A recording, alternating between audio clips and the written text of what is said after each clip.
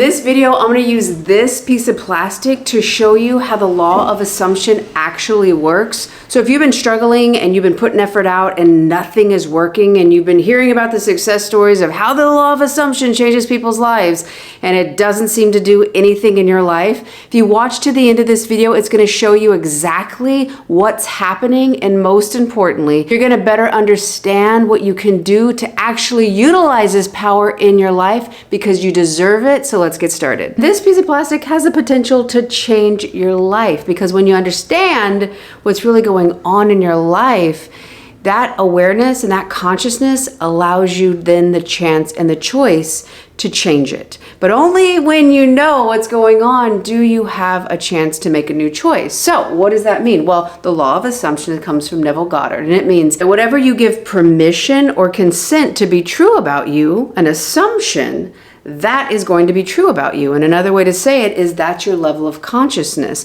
that this group altogether, you have different assumptions about different parts of you, but there's going to be a fundamental belief about yourself, an assumption that you give permission and consent for it to be true, for it to rule over you, for your reality to only express in alignment in the same level of those assumptions. So what could be happening right now is you're saying, okay, maybe you've experienced a lot of rejection or abandonment in relationships. So you're thinking, okay, I'm going to assume that I'm lovable, that I'm whole and complete. And you look for change in your life, but nothing happens. Why?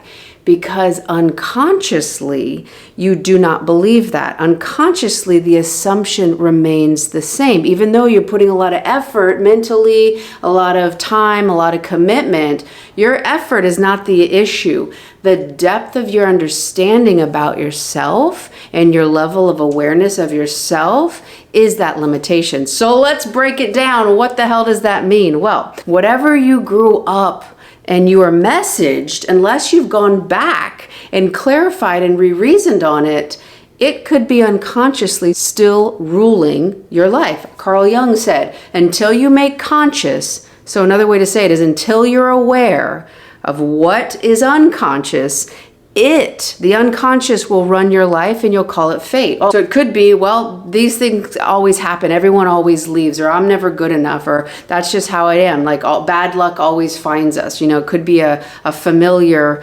lineage kind of messaging to you. So the most important thing is to start to become aware of how that history from your past is actually affecting you, because that is where the assumption is really coming from. So you growing up, you have a certain set of needs. That does not make you needy. Every human has needs. However, an unmet need could produce an amount of neediness because you have a need that's not met. So if you're growing up and you are trying to get connection, but no one seems to be aware, maybe your parents are unavailable emotionally and they're doing this and they're doing that. But when you get a good grade, or when you go and you get first place, if it's about sports, that's when you get connection. So unconsciously you could think, oh, I'm not good enough. I'm not good enough on my own. It's what I do. So fundamentally, I have to work for connection. So even though right now you could say, okay, I'm lovable, I'm whole and complete.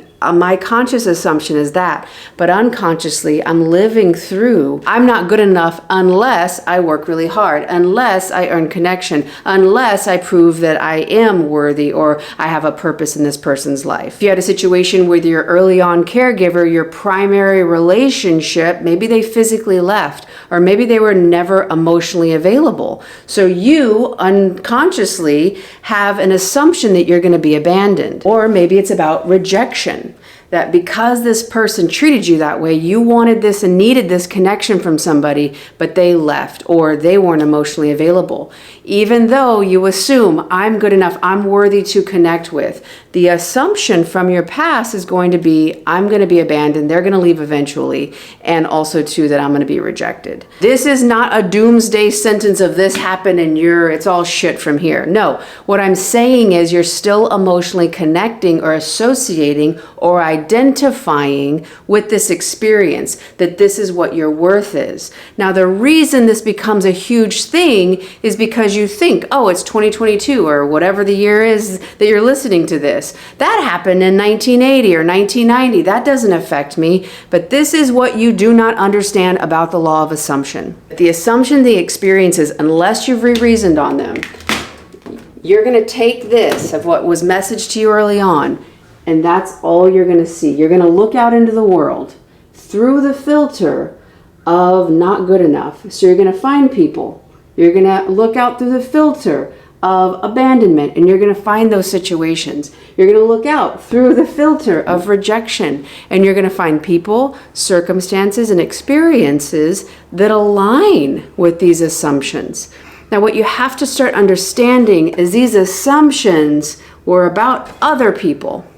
They were never about your worth, but the misunderstanding is you've taken them to be a part of you, or you associate yourself with them because they were very painful experiences. You had a need. That person, the adult at the time, was the one that was insufficient. They didn't have the emotional skills. They didn't have the availability. They didn't have what you needed. You weren't wrong. You weren't unworthy. You weren't unvaluable.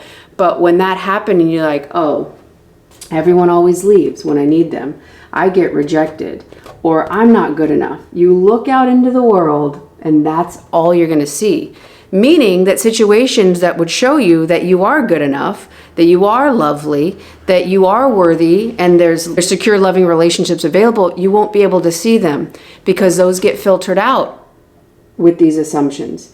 And these are unconscious potentially. And you might be saying, oh my God, I'm doomed. Like, how do I know what I don't know? Look into your life. If you know that your deep unconscious is going to get expressed in your life and you specifically keep getting a pattern. If you're watching this video right now, I'm going to assume that you have a pattern of some sort of dynamic. For me personally, I kept finding emotionally unavailable people. Well, what does that mean? I had to look back at my history and what filter, because I kept finding what I was looking for through my assumptions. You're going to look through in your world right now, through your assumptions, your deep unconscious beliefs about yourself. And when you start getting aware, like, oh my God, all this time I thought I wasn't good enough, but really my caretaker didn't have that. That had nothing to do with me. That wasn't mine. I'm going to give that back. Oh my God, I've always been worthy. I thought that I wasn't because they couldn't give me that. Whoops. Right? Oh, I'm only going to find abandonment. Oh, when I was little, I didn't have my emotional needs met. And that reflects more of that other person, the adult in the situation, as it does with me. But when I think and I assume that that's all I'm going to find, that's the only lens I'm looking through. So what can you do to stop looking through this lens? Well, first, understand that you are. Understand what your true assumptions are, because if you keep finding emotionally unavailable people and you have a history of that in some way, oh, okay, what if I'm assuming that I'm going to only find, or I'm only worth emotionally unavailable people? Oh my God, that conscious recognition of it is your first step, because then you can start looking at situations, and rather than this way, you can start saying, oh, right now I'm telling myself the story that they're not emotionally available, or that I'm not worth the emotional availability, or that I have to work really hard to get their approval. Because what do we do here? With your parent at the time, I had to work hard to get connection. It was what I did that had my worth. Oh, I'm reliving that old story. So how to get rid of the old assumptions is to start recognizing what they really are. What unconsciously is blocking you from what you want. So this is your unconscious, and you have this desire right now.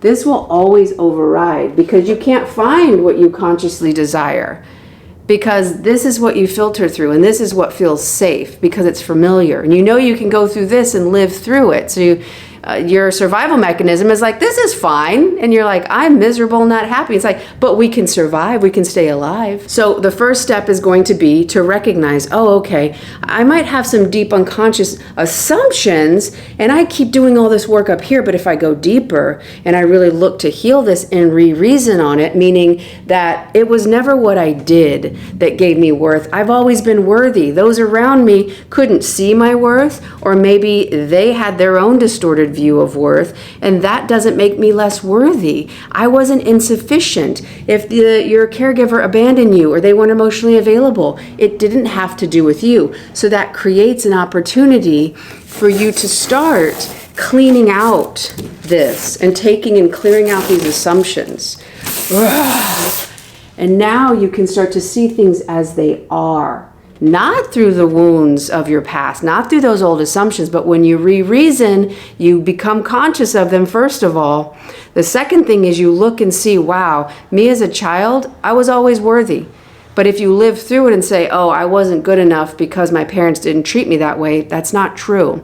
You cannot lose your inherent worth. You can never do anything to lose your inherent worth as a unique human individual soul. So as you start to identify and become aware, you get the chance to make a new choice, and that's what's going to remove this. Recognizing your own inherent worth, understanding the truth of yourself at that time, and letting it go. Letting go of the idea, letting go of all of the reasons that it was your fault or you were the one that was the issue. What if that's not true? And even just that shift allows you to see the real value of yourself. So the more and more you do this, the more you can actually choose the assumptions that go in alignment with who you really are, which will be able to be aligned with the desire you have right now, and then to upgrade your assumptions so that those assumptions are basically in alignment with the wish that you want fulfilled. The more and more you do this, you'll move differently in your life, and that's going to welcome in different dynamics, different experiences, which are going to be disconfirming experiences, meaning that it's going to be easier and easier to let go of that old and step into those new assumptions. When you get to the root and to the level of your true assumptions, you'll understand why you've been blocked so long, because you're literally manifesting in alignment with those deep unconscious assumptions. You just didn't know. And now you have a chance and an opportunity to make a new choice. You're worth it and you deserve it. Understanding the depth of your assumptions is vital. And this video right here is going to help explain even more how you can raise your vibration and be in alignment with that wish fulfilled. I love y'all. Thank you for watching, and I'll see you on the next one.